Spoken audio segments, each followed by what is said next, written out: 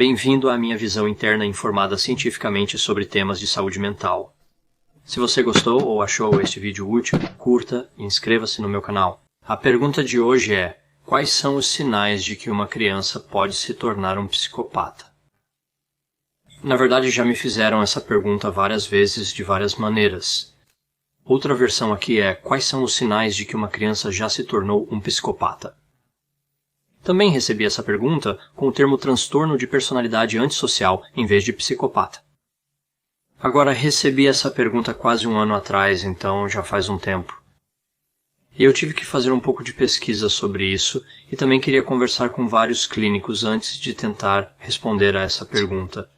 Há realmente muito nisso porque você está lidando com um construto como a psicopatia, que tem muitas consequências sérias associadas a ele. E então, é claro, referindo isso ou relacionando isso a crianças, e muitas vezes em saúde mental, não gostamos de rotular crianças como psicopatas. Falarei mais sobre isso em breve.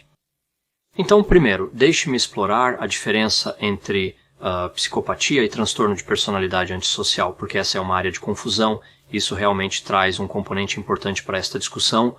Entender essa diferença é importante aqui. Então, a psicopatia é um construto. Não é um transtorno mental e tem dois fatores para isso. Então, realmente, existem dois tipos de psicopatia, primária e secundária.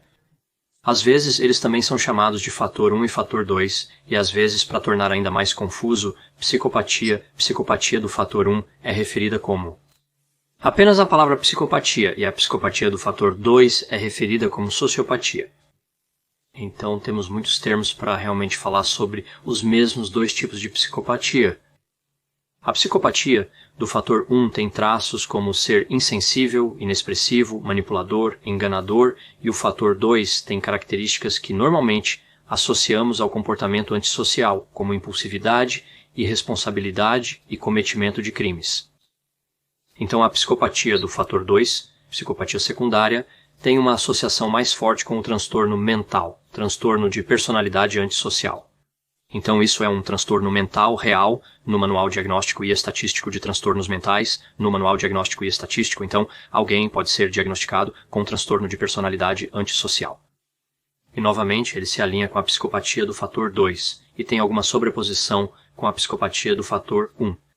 Quando se observa a pesquisa sobre tendências psicopáticas em crianças, frequentemente se refere ao transtorno de personalidade antissocial, não à psicopatia. Para aumentar a confusão, o transtorno de personalidade antissocial só pode ser diagnosticado a partir dos 18 anos de idade. Para menores de 18 anos, outro transtorno chamado transtorno de conduta é frequentemente usado. Quando se trata de crianças e o desenvolvimento da psicopatia, há muitos elementos confusos envolvidos. Quando você analisa a pesquisa, nem sempre fica claro a que eles se referem. Psicopatia, fator 1 ou segundo, transtorno de personalidade antissocial ou de conduta. Para responder à pergunta sobre os sinais de que uma criança se tornará psicopata, intitulei este vídeo 11 sinais de que uma criança está em risco de psicopatia, pois é disso que realmente estou falando. A psicopatia é um tópico relevante. Este é um tópico que realmente merece mais atenção. Não existem muitos psicopatas na população geral, dependendo da pesquisa que você olha, talvez 1%. Mas sabemos que os psicopatas são responsáveis por uma grande porcentagem dos crimes violentos. E a porcentagem exata realmente não é conhecida, porque, novamente, a psicopatia é confundida com o transtorno de personalidade antissocial. Então sabemos que é uma porcentagem bem grande. Algumas estimativas dizem que até metade dos crimes violentos podem estar relacionados a traços psicopáticos. Então, eu mencionei antes que não rotulamos crianças como psicopatas, e falei um pouco sobre o transtorno de conduta. É crucial compreender que, no âmbito da saúde mental, a psicopatia é estigmatizada, sendo frequentemente associada a traços frios e desprovidos de emoção. Então você vê uma criança que tem baixo nível de culpa, empatia reduzida, insensibilidade e comportamento indiferente. Às vezes isso é referido como pré-psicopático, mas eu realmente não gosto desse termo porque, novamente, ele meio que sugere que alguém definitivamente vai ser psicopata ou provavelmente vai ser psicopata. Então, em vez de psicopatia, nós usamos o transtorno de conduta, especificamente com o componente de traço insensível e desumano, possui um especificador anexado a esse transtorno. Então, é um elemento que explica mais sobre a apresentação do transtorno. E o especificador para traços insensíveis e desumanos é chamado de emoções pró-sociais limitadas. Portanto, quando se observa emoções pró-sociais limitadas, é equivalente a traços insensíveis e desumanos. E sabemos que se alguém tem emoções pró-sociais limitadas, corre um risco maior de desenvolver psicopatia. Também sabemos que 80% das crianças que têm esse diagnóstico não se tornarão psicopatas. Isso significa que cerca de 20% se tornarão. Então é por isso que, novamente, temos que levar isso a sério quando vemos transtorno de conduta com emoções pró-sociais limitadas. Então, com tudo isso em mente, quando falo sobre um sinal de que alguém poderia desenvolver psicopatia, que uma criança poderia desenvolver psicopatia, é importante lembrar que o sinal é realmente, em essência, um fator de risco. Então, vemos vários fatores de risco em uma criança e ficamos preocupados que eles possam desenvolver psicopatia algum dia. Mas alguém pode ter muitos fatores de risco e nunca desenvolver psicopatia. Portanto, os sinais não indicam necessariamente que alguém desenvolverá psicopatia. São apenas coisas que vemos na literatura e diferentes elementos que vi na experiência clínica e ao conversar com outros clínicos que são indicadores prognósticos ruins, mas eles não destinam alguém a ter psicopatia, ou eles não necessariamente desenvolverão isso. Novamente, usei muitas referências para este vídeo e colocarei os artigos e suas referências na descrição. Então vamos começar com os 11 sinais de que uma criança está em risco de psicopatia. Agora, se você quiser parar aqui em termos deste vídeo, se você quiser dizer, bem, eu não quero entrar nos diferentes sinais, isso certamente está bem. Eu vou evitar. Serei claro, evitando ser gráfico como de costume nos meus vídeos. Mas alguns desses sinais são um pouco perturbadores. Portanto, mesmo que pare agora, terá aprendido bastante sobre o transtorno de personalidade antissocial, psicopatia e transtorno de conduta. Então, é uma vitória. Você pode parar agora e você aprendeu algo e isso é bom. Os detalhes certamente não são para todos. Então agora vamos para os sinais. Então, os 3 primeiros são referidos como o triângulo de MacDonald, e eu vi todos os 3, e eles parecem ter uma conexão com a psicopatia, mas novamente, eles não são uma garantia. O primeiro é a enurese noturna, e eu vou agrupar alguns elementos diferentes aqui. Então, enurese noturna, eu também vi crianças que urinam em móveis e urinam em outras crianças, e eu acho que esses são realmente 2 problemas separados. A enurese noturna, eu acho, geralmente é um sinal de trauma, né? Ou pelo menos é frequentemente um sinal de trauma, e isso pode ser como se conecta à psicopatia no futuro. Mas urinar em móveis ou em lugares onde não deveriam urinar, ou certamente urinar em outras pessoas e outras crianças, isso é mais um sinal de dominação. A literatura não é clara sobre isso. Alguns teóricos acreditam que é dominação. Outros simplesmente pensam que é agressão. De qualquer forma, é um mau prognóstico. Então, o número 2 seria incêndio criminoso. Isso não é apenas incêndio criminoso, mas uma fascinação com fogo e destruição. Eu já vi isso assumir muitas formas, mas geralmente com crianças muito jovens, você verá que elas brincam com fósforos, ou olham para chamas, ou velas, e ficam fascinadas com isso. E então isso se desenvolve em ter o desejo de atear pequenos incêndios, e às vezes isso leva a, novamente, incêndio criminoso. Geralmente não começa sem interesse e vai direto para o incêndio criminoso. Essa apresentação seria muito incomum. Normalmente é um fascínio que surge com o passar do tempo. E as chamas, o olhar para as chamas, assistir a vídeos de chamas ou incêndios, realmente captura-se a atenção da criança. Isso é uma das coisas que eu notei. Não é algo do qual eles geralmente se distraem facilmente.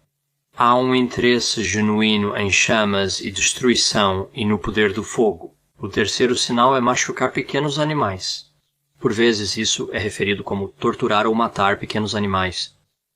Este é particularmente perturbador. Dentre todos os sinais, este se destaca como um indicador prognóstico especialmente ruim. Novamente, como vemos em muitos desses sinais, não necessariamente começa com maus tratos a pequenos animais. Se alguém simplesmente não passa de nada para ter um animal de estimação em casa e torturá-los. Geralmente vemos que isso começa com um interesse em reunir animais, e uma maneira de expressar isso é em animais de pelúcia. Então, conversei com vários conselheiros em minha carreira que tratam crianças com transtorno de conduta e se especializam na área de problemas comportamentais reais, como os traços frios e desprovidos de emoção, e muitos deles mantêm animais de pelúcia no escritório e podem ter como um ursinho de pelúcia ou algum outro animal de pelúcia, e eles querem ver o que as crianças farão na terapia com o animal. Mesmo sendo um animal de pelúcia, não um real, às vezes é realmente perturbador. Já tive clínicos me contando histórias de como as crianças arrancaram todos os membros de um ursinho de pelúcia ou de um animal de pelúcia, colocaram o animal de pelúcia na porta e bateram a porta na cabeça do animal de pelúcia, jogaram o animal de pelúcia no vaso sanitário ou tentaram e até tentaram incendiar um animal de pelúcia. Felizmente, nunca soube de um caso em que conseguiram atear fogo, mas é bastante perturbador. Se alguém faz isso com um bicho de pelúcia, é um sinal de que pode tentar fazer com um animal real.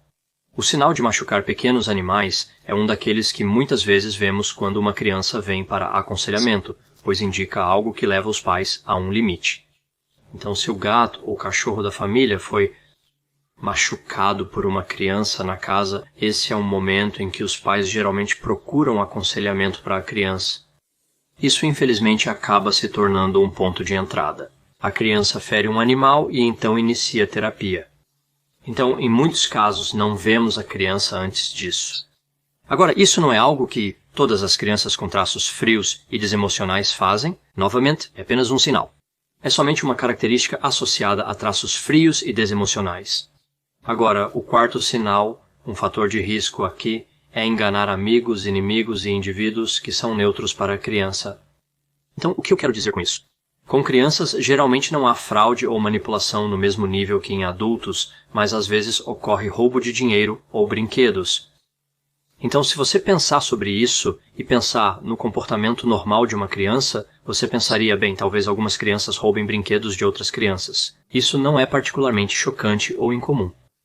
Mas o que me impressiona com este sinal particular é realmente a trapaça ou roubo de amigos, inimigos e de pessoas que seriam neutras. Essa é a distinção.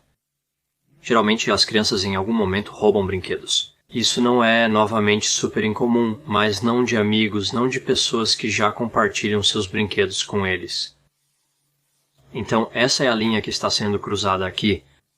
Se uma criança vê outra criança como inimiga e pega algo dela, isso é uma coisa. Não é pró-social, mas é algo. Mas pegar brinquedos ou outros bens materiais de um amigo, isso é o que realmente me parece incomum. Isso realmente tem uma conexão mais forte com a psicopatia. Não reconhecer quando alguém é um aliado, um inimigo ou neutro. Não ter reconhecimento para essa fronteira e então cruzá-la. O quinto sinal geralmente se aplica a crianças de 3 ou 4 anos, mas pode se aplicar a crianças mais velhas também. Um pouco mais velhas também. E isso é ignorar outra criança que está chorando. Isso é um mau prognóstico. Uma das teorias aqui é que crianças que têm tendências ou traços psicopáticos ou traços frios e desprovidos de emoção não conseguem reconhecer o sofrimento em rostos. Então, se elas veem outra criança chorando, não reagem a isso. Elas não reconhecem isso como um problema. E a razão pela qual esse sinal tende a importar, eu acho, é porque acreditamos que essa incapacidade de reconhecer angústia nos rostos leva à agressão. Então, uma das coisas sobre alguém que tem uma expressão de medo ou que está chorando, de certa forma pode ser um sinal de submissão. Pode indicar que alguém não representa uma ameaça. Mas se alguém não consegue ver esse sinal, se uma criança não consegue reconhecer que outra criança está tentando se afastar de uma briga ou se submeter, então a criança, com traços insensíveis e emocionais, é mais propensa a atacar. Então isso realmente resulta em um problema onde eles não reconhecem quem está tentando dominá-los e quem está tentando se submeter a eles. Eles veem todos como potencialmente ameaçadores. Novamente, começo aqui ignorando uma criança chorando e passando para possíveis ataques, mas é isso que nos preocupa com este sinal específico, conforme indicado. O sexto sinal é ser dominante com uma figura de autoridade. Então, deixe-me dar alguns exemplos disso. Um dos sintomas ou sinais mais angustiantes ou alarmantes associados a este fator de risco é atacar um professor. Se olharmos para a literatura de pesquisa, vemos que, quando uma criança comete crimes, como um adolescente comete crimes e eles olham para a história dessa criança, na maioria das vezes, eles veem algum tipo de incidente que envolve alguém sendo dominante com uma figura de autoridade e muitas vezes isso se apresenta na forma de atacar um professor da escola. Isso realmente se desvia do pensamento convencional de que uma criança teria medo de atacar um professor ou se submeteria. Vemos uma criança tentando dominar. Também já vi isso com crianças que atacam policiais. Novamente, isso é um mau prognóstico. É um mau sinal quando uma criança ataca alguém, seja essa pessoa uma figura de autoridade ou não. Mas o que mais me preocupa é quando uma arma é usada. Então é uma coisa atacar impulsivamente ou tentar dominar alguém. Isso é problemático. Mas usar uma arma meio que mostra planejamento e uma intenção de realmente causar muito dano e potencialmente danos letais. Então isso é ainda mais preocupante quando você adiciona a arma ao ataque. Além disso, se o ataque for sem provocação, isso apenas aumenta o alarme para esse sinal. Então, o número 7, o sétimo sinal de que uma criança poderia eventualmente ser um psicopata, seria cometer um crime sozinho. É comum ver crianças cometendo crimes. É relativamente comum, mas há pressão dos colegas envolvida. Então eles se juntam com outras crianças e a preocupação com as consequências diminui. Eles se arriscam mais, cometem crimes ou buscam excitação ligada a isso. Eles querem fazer algo juntos que seja emocionante. Mas quando vemos crianças cometendo crimes sozinhas, isso é um indicador especialmente preocupante. Relacionado à criminalidade, vejo que quando as crianças se juntam, às vezes elas fantasiam sobre o crime. Tipo, eles verão esses diferentes filmes sobre um roubo de joias, por exemplo, ou um assalto a banco e começarão a planejar o crime como se pudessem invadir o museu ou o banco ou o que quer que seja à noite e roubar esse objeto de alto valor. Mas se um indivíduo tem emoções pró-sociais limitadas, os traços frios e desprovidos de emoção, é mais provável que ele introduza a ideia de prejudicar alguém nessas fantasias de crime. Se as crianças estão discutindo hipoteticamente um assalto a banco sem planos reais, apenas imaginando como fariam, e uma delas sugere nocautear o guarda ou algo parecido. Isso realmente salta para outro nível de dano e é um mau indicador prognóstico. Então, o oitavo sinal aqui é o desejo de ver imagens ou cenas perturbadoras. E isso realmente se conecta à falta de empatia? Então, se houver um artigo sobre um acidente de carro, como em um jornal ou online, e uma criança acessar isso, ela pode ficar desapontada porque não conseguiu ver. Eles não conseguiram ver os corpos mortos ou feridos no acidente de carro. Portanto, a maioria das pessoas pode ver a imagem, eles podem querer ver a gravidade do acidente de carro, mas isso reflete um desejo de ver pessoas feridas. E você também pode olhar para isso de outro ângulo. Às vezes, crianças com traços frios e desprovidos de emoção mencionam o desejo de ver alguém morrer. Elas realmente querem ver um ser humano morrer. Isso é algo que eu já ouvi dezenas de vezes, e não é menos angustiante na 20ª ou 30ª vez que você ouve do que foi na primeira vez que você ouviu. E o interessante sobre isso é que a criança nem sempre quer ser a causa da morte, mas elas só querem ver a morte. Às vezes, eles de fato desejam causar a morte, o que intensifica ainda mais a preocupação. Isso é provavelmente uma das coisas mais perturbadoras, elementos que vemos com o caos nas características emocionais. Quando uma criança diz a você como conselheiro que quer causar a morte de alguém porque quer ver isso acontecer. Então é perturbador, não importa qual seja o motivo, mas por qualquer razão, para mim pelo menos, isso me parece particularmente perturbador. Este é assustador e um indicador prognóstico muito ruim. Então, indo para o número 9, este é sobre como às vezes as crianças podem ser destemidas com as consequências. Então, uma coisa que vemos com traços frios e desprovidos de emoção é que as crianças não têm medo de tempos fora, não têm medo de punição e nem mesmo têm medo de dor física. Então, está relacionado à dominação destemida, uma característica da psicopatia. Nós também vemos que após a punição, eles retomam o comportamento ruim quase imediatamente. É como se as consequências e a punição não tivessem importância alguma. O interessante sobre este sinal é que, mesmo quando presente, uma criança ainda pode ser motivada por recompensa. Então eles não temem punição, mas ainda são motivados por recompensas. Portanto, cria um tipo de dinâmica interessante, ao tentar estabelecer planos comportamentais que ajudarão uma criança a se afastar de vacas em traços emocionais. O 10º sinal é quando uma criança intimida outras crianças. E o que é particularmente notável aqui com este é quando há um desejo da criança de criar medo em outra criança. Então, não se trata apenas de tirar algo deles, mas quando uma criança realmente quer que outra pessoa tenha medo dela. E o que acho interessante aqui é, novamente, vemos uma deficiência na capacidade de reconhecer o medo, mas isso não significa que uma criança não saiba que o medo existe como um construto.